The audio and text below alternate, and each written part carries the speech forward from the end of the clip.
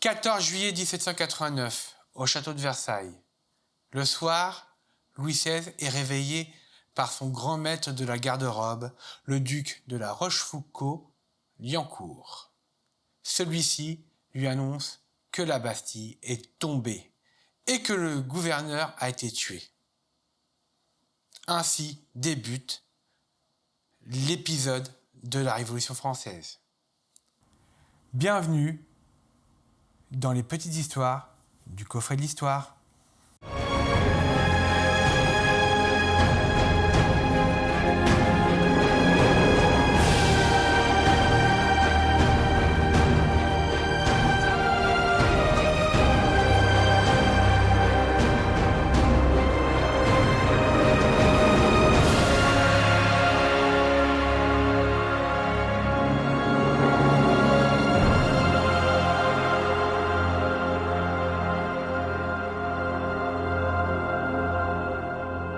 Mais avant de revenir sur la prise de la Bastille, il faut faire un bref rappel des faits. Quelques mois plus tôt, les 4 et 5 mai 1789, le roi ouvre les États généraux au château de Versailles afin de résoudre une grave crise financière qui dévore le royaume. En effet, inflation, famine, peur et émeutes, ainsi qu'une irrépressible envie de liberté, ce qui est un héritage du siècle des Lumières, parcourt toute la France.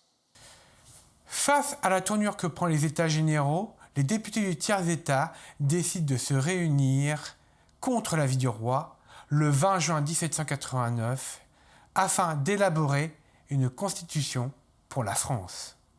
C'est le serment du jeu de paume. Début juillet, des rumeurs circulent dans Paris. Des rumeurs comme des troupes qui seraient amassées autour de Paris pour assiéger Paris ou marcher sur Paris, sous ordre du roi. Mais aussi que le roi aurait dissous la jeune Assemblée nationale. Bref, toutes les conditions sont réunies pour que le peuple de Paris se soulève. Notamment, et c'est un fait historique, le renvoi du ministre Necker, qui était soutenu par la population parisienne, ainsi qu'une nouvelle montée inflationniste du pain. Tout ceci attise encore des tensions qui étaient déjà très présentes. Le 12 juillet, les Parisiens se préparent à prendre les armes. 13 juillet, ils érigent alors des barricades. Les gardes françaises n'obéissent plus au roi, mais au peuple parisien.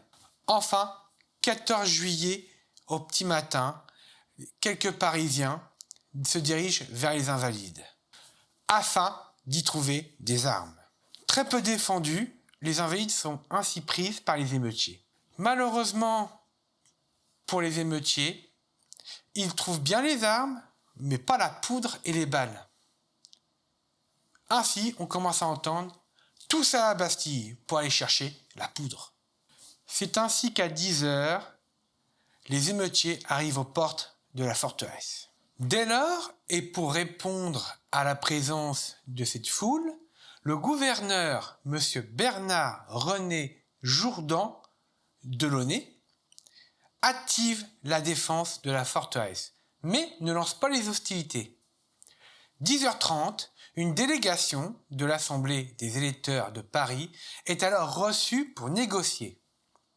Ils sont d'ailleurs très bien reçus, le gouverneur leur propose même de manger avec lui. Cependant, les négociations traînent en longueur et les Parisiens commencent à s'impatienter. Il se dit même que la délégation est retenue prisonnière. Ainsi, 1 heure plus tard, une deuxième délégation arrive et elle obtient la promesse qu'aucune hostilité ne sera engagée par le défenseur, c'est-à-dire la Bastille, si bien sûr les émeutiers n'attaquent pas. Après quelque temps, une explosion retentit. La foule, prenant cela pour une attaque, commence les hostilités. L'assaut dure jusqu'à 13h30 avec des échanges de tirs des deux côtés. Les émeutiers arrivent même à baisser le pont-levis. 14 heures, une nouvelle tentative de négociation est alors tentée. Puis une quatrième à 15 heures. La quatrième délégation est alors prise entre deux feux. 15h30, un détachement de 61 hommes de la garde française arrive sur place. Le gouverneur se croit alors sauvé.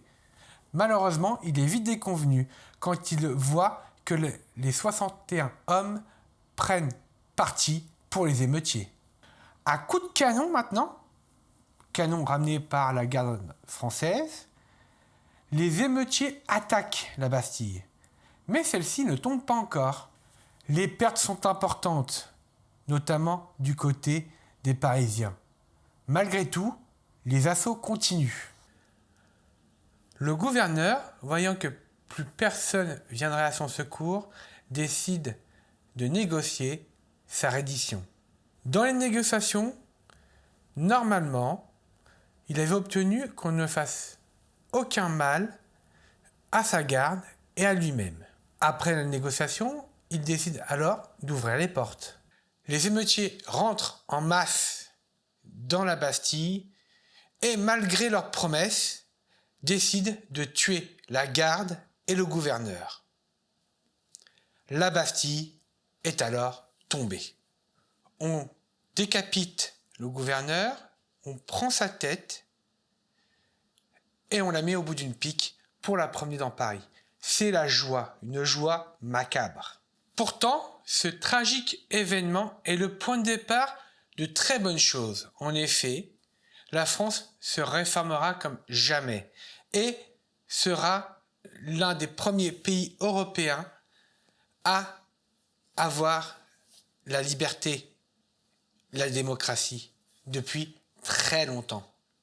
C'est alors qu'un an plus tard, on décide, afin de renouer le contact entre le roi et ses sujets dans cette nouvelle monarchie parlementaire, de faire une grande fête. C'est le 14 juillet 1790. Malheureusement, la suite des événements sera tragique pour la royauté. Maintenant, d'après vous, que fait-on nous le 14 juillet ? Le 14 juillet 1789 est la prise de la Bastille, ou le 14 juillet 1790 est cette fête qui avait pour rôle de réunir tous les Français. Dites-le moi en commentaire. Et n'hésitez pas à liker la vidéo si elle vous plaît. Quant à moi, je serai ravi de vous retrouver pour une nouvelle petite histoire du coffret d'histoire.